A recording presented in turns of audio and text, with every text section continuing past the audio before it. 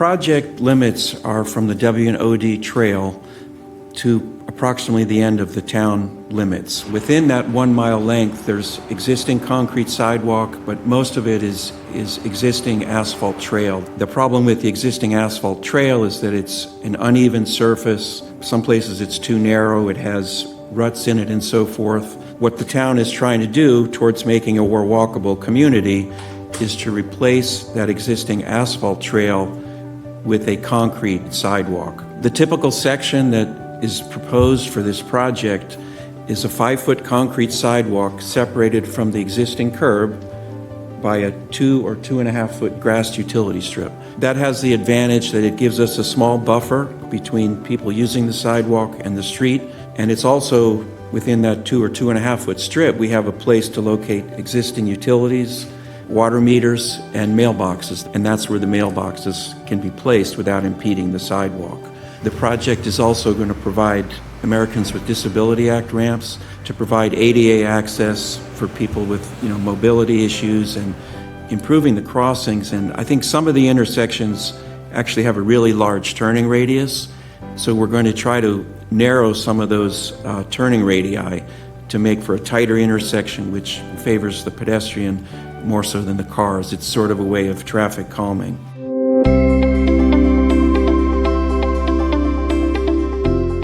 There are trees along this lengthy project. We're trying to preserve as many of those trees as possible. So some of the ways that we preserve the trees, first we may try to narrow the sidewalk to go from a 5-foot sidewalk, maybe eliminate the utility strip. So we'd push that sidewalk closer to the curb. Maybe we'd put in a 4-foot sidewalk in some cases. And there's another alternate material that we sometimes use, which is like a rubberized and porous material which lets in air, and it's semi-flexible, so it's easier on the existing tree roots. So there are like 4 locations on the project where we use that alternate material to try to preserve the trees. Unfortunately, we're not able to preserve all of the trees. I believe there are 18 trees in the 6-inch to 18-inch diameter that have to be removed. And also there are 14 trees that are over 18 inches diameter that will have to be removed. The town is able to replace those trees as part of the project. Usually what we do is replace a tree removed with a new tree. Some people don't want trees on their property. So it's a case-by-case basis. We'll try to plant a tree where we take a tree. But it doesn't mean that it's always can happen, because some properties already have a lot of trees and they don't want more trees, so it just depends. If there's enough room in the town's right-of-way, we work with the Parks Department about replacing a tree still in the town's right-of-way. It may be behind the sidewalk, but we'll work to see where we can plant a tree.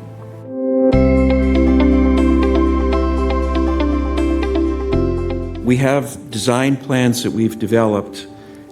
The next step is to finalize the drawings, and then we plan to award the construction in October. October 28th is the council meeting that right now we've tentatively determined will be the meeting where we'll have a construction contract from a local contractor, and it's the action is for the council to approve the award, the funding of the construction to a particular contractor, and tentatively that's October 28th. The construction would start in the spring of 2025.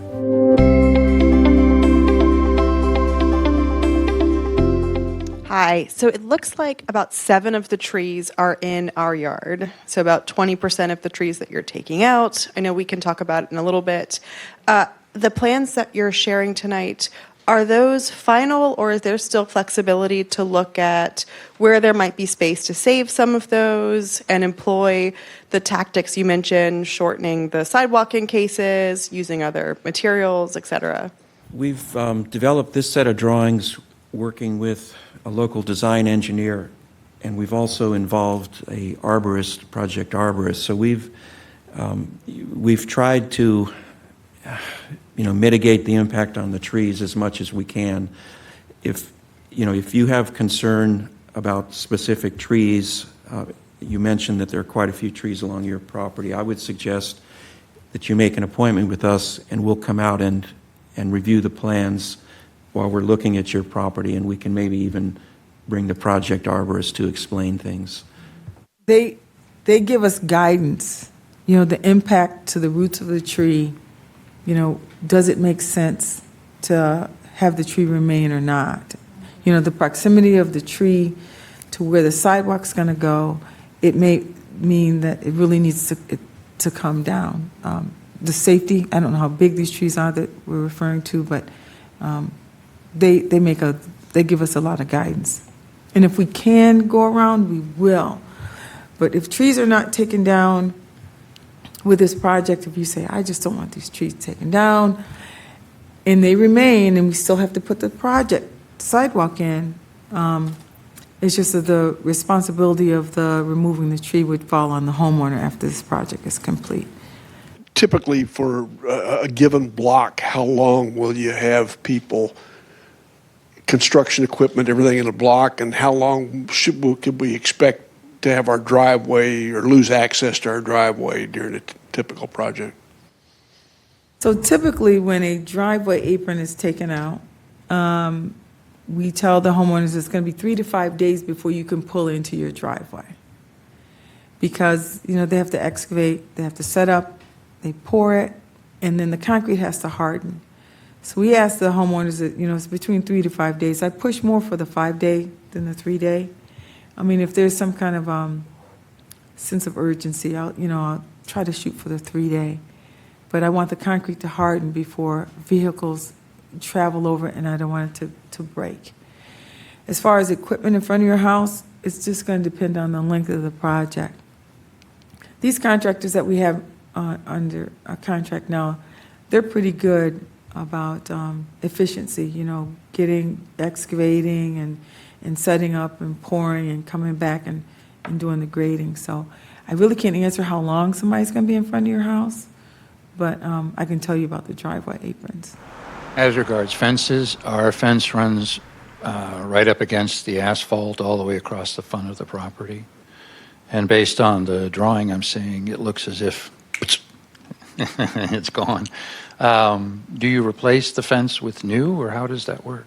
So the fences, I don't know if your fence is the one that's in the town's right-of-way, but there are some fences that may be in the town's right-of-way. They do get... I suspect, yes, it is in the town's right-of-way. Then it gets removed out of the town's right-of-way, and the fence gets put back onto private property. Okay. Mm-hmm. The same fence, or... it'd be the same fence. Be the same one? It's an old wooden picket fence. It's almost as old as I am, so... Oh, my goodness. That's about 15 years? Old. Is that about it? Yeah, you're very kind. Okay. So we usually replace the fences in kind. All right, so I would have to move the posts. No, we would move whatever's in the town's right-of-way, we would move that fence back onto your property. Okay. So that includes the posts.